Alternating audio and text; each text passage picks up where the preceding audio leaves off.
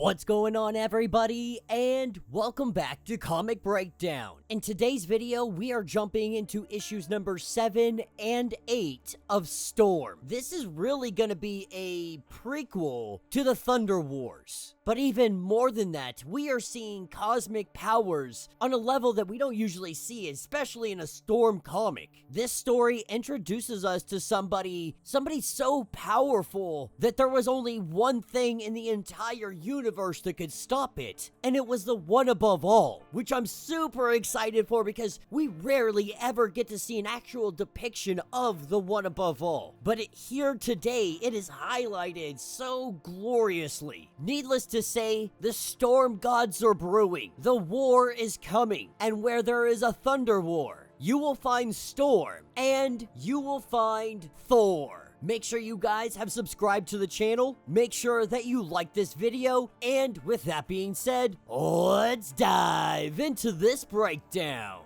Alright gang, so as we start off this issue, it starts us in the far reaches of the universe. This is the near future. We see fallen heroes, but one standing is Silver Surfer, imbued with both the power cosmic and the fiery fury of Surtar's Twilight Sword. He has become one of the most powerful beings in the universe. The Silver Surfer Soot, having the strength to rip through a black hole, the stamina to battle a pantheon of gods for 1,000 years. And though this being, its presence alone strikes fear into the hearts of trillions, answers to an even greater power. That power, of course, is Galactus, devourer of worlds. But even the cosmic ravager known as Galactus answers to another. As Galactus calls out to the Surfer for help, we see the Universe Plague, the Black Winter, the Devourer of Realms, the Rot Storm, aka Ender. Enders, before they can reach our universe, they must pass through an oblivion void.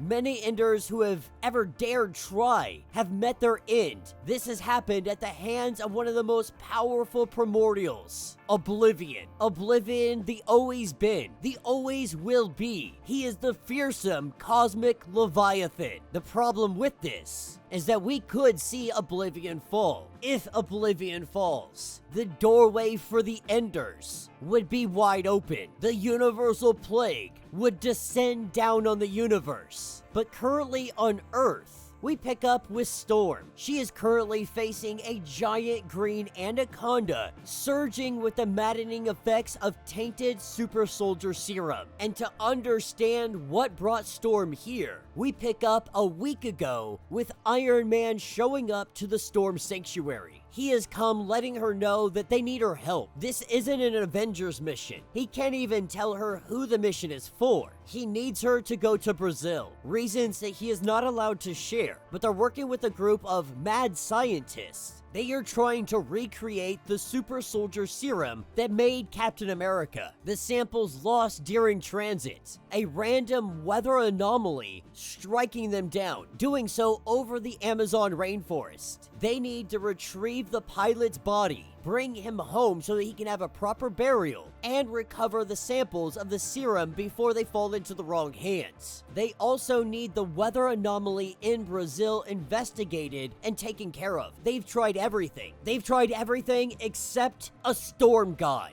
I do want to point out how absolutely crazy and ridiculous it is that in current times, Iron Man is out here working with mad scientists still trying to recreate super soldier serum. Like, we've seen how sideways this can go. But taking us back over to the Amazon rainforest, we pick up with Storm, we pick up with the anaconda, and we see this anaconda fried. Absolutely obliterated down to ash. But this wasn't Storm. This was a storm god, Morrigan, the regurgitator of tempests. Storm can feel it in the air. As Songo comes in, Susanoo comes in. Storm finds herself locked in a trap. And if that wasn't enough, we have the storm god Chuck.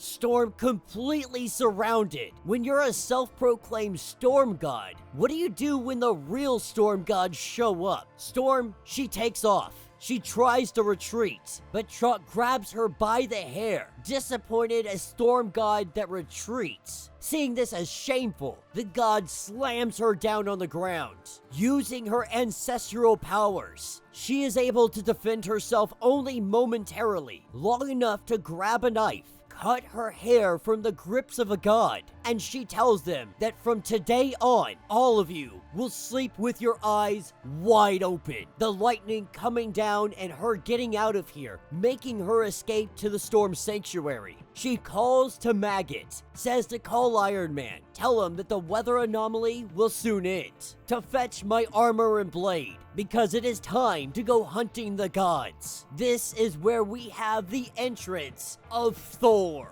This is what hops us over to issue number 8. We pick up in the Amazon rainforest, and Thor is telling Storm that you have to do whatever you can to prepare Midgard for what is coming. In his travels, he has learned a great deal of their kind. Before him, there was Zeus. Before any of the storm gods, there was another, one by the name of Hadad. 1 billion years ago, in the dimension of manifestations, he grew so mighty that he wore eternity as his cloak. He forged death into his warhammer. The Phoenix Force was his armor, and infinity he wore as a shield. At this point, there was none that could defeat him. None but one, the one above all. The one above all descending down, looking at Hadad and asking, "What have you done to my children?" Thor warns, Hadad will return in the days to come, and with him, a horde of rot storms. A civil war brews across pantheons. Storm gods against storm gods. A thunder war is brewing. There are those who seek to stop Hadad, and those that want to hasten his return. The ones that attack Storm. He doesn't know which side of this war they fall on, but he is certain that they will return. When they do, make sure that you have armored up, handing her a feather and saying to summon me with this. Together, we will make them rue the day that they made an enemy of Storm. And while Storm thanks him for this, she says next time I meet my attackers, they will be the ones summoning help. Now, while Storm is really dealing with a lot right now, this isn't all of it. She takes off, we pick up 3 days later. The US government has sent her a summons. They want her to come in and talk about some things that have happened. Some things that are going on. They want to talk about her Storm Sanctuary. But before she goes in, Eden does stop her. Lets her know that she's got a bad feeling about this, but if she changes her mind, she just gives the word, and she will have an army standing behind her. To say the word, and they'll kindle a second Krakoan age right here, right now. But Storm says everything's gonna be fine to make sure the sanctuary is safe while she's away. As she heads inside this building, she sits down with the special agents. Behind the mirror, Agent Lundquist. They begin the investigation, asking about emission policies about the Storm Sanctuary. But she has all the proper paperwork. This thing was built by the best of the best. It doesn't have greenhouse gases. It doesn't block out the sunlight in any way. This thing was built to not have any issue. But then asking, are you a fugitive?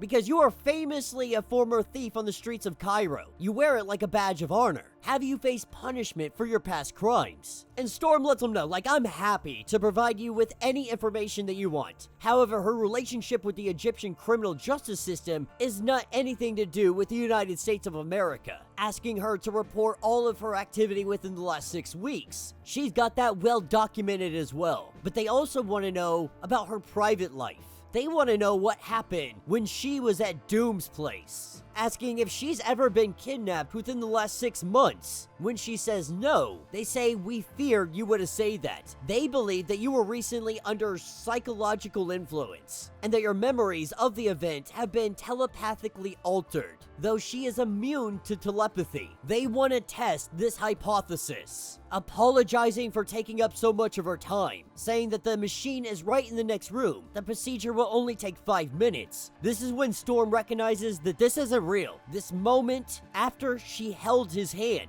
this isn't real. Greater beings than him have tried to invade her mind, and they have all failed. This is when he pushes her against the wall and begins to laugh. telling her that you harbored the fugitive known as Charles Xavier. You assisted in his escape of getting off-world. You did so of your own free will. And so there are consequences to the actions you have done. This is where they tell Storm that she is under arrest for obstruction of justice. And that will be the end of this issue. So let me know what you guys think down in the comments. One hell of a story. Storm comics have been top motherfreaking notch, dude. So not only did we get introduced to Hadad, arguably one of the most, if not the most powerful entity in all of Marvel Universe, outside of the one above all. But the Thunder War is coming. The Thunder Gods are fighting. They are raging. The war to usher in a new era is on the brink, with Storm being chosen as the Avatar. Quite interested to see how Eternity is going to play into all of this. The fear is that Oblivion will be destroyed. And if Oblivion is destroyed, that could open up the gateway for Ender and everything else. Though Storm has no clue about this. Right now, Storm is punching way above her weight class. We're talking about cosmic beings like Eternity, like Oblivion, like the one above all. She is so blind to the cosmic ramifications of everything that is happening, and it's not by choice, she just doesn't know. She has no clue what is happening out there. Even Storm, the Thunder God, is having trouble trying to really pin down what's happening. And if this wasn't enough, Storm now has to deal with the US government. I always kind of had a feeling after reading X-Men Hunt there was going to be some kind of fallout. You can't just let Professor Xavier leave and expect nobody to say anything, especially when all of the top X-Men leadership, more or less, was there to say farewell. Now, arguably, it